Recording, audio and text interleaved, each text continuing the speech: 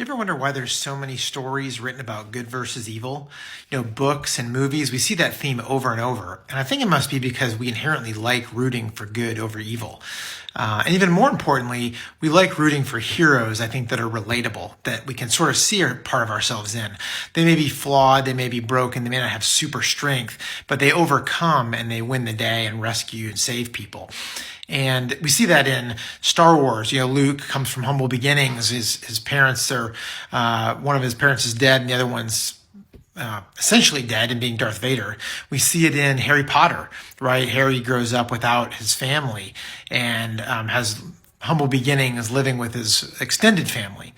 And we see it in The Lord of the Rings with Frodo. He's just a small hobbit who doesn't really have any strength or power and doesn't have any super fame or anything like that. But all three of these characters, they overcome, even though they're flawed and they're not very strong, they overcome. And so we relate to them and we like rooting for them.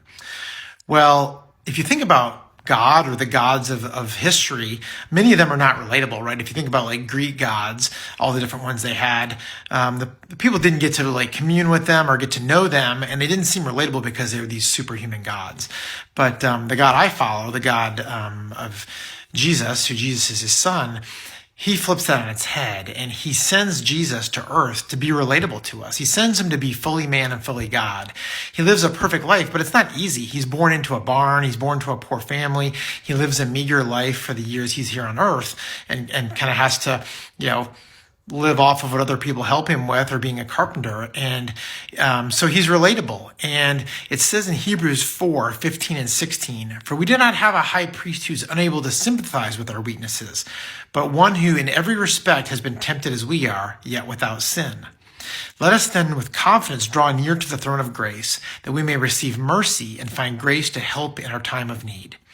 So God sent his son Jesus to be relatable to us, to be compassionate. And while he had superhuman powers, he's God, he still came to be with us so that we could see him and relate to him. So that's a hero worth rooting for and a hero worth following. Have a great day, friends, and live with grace.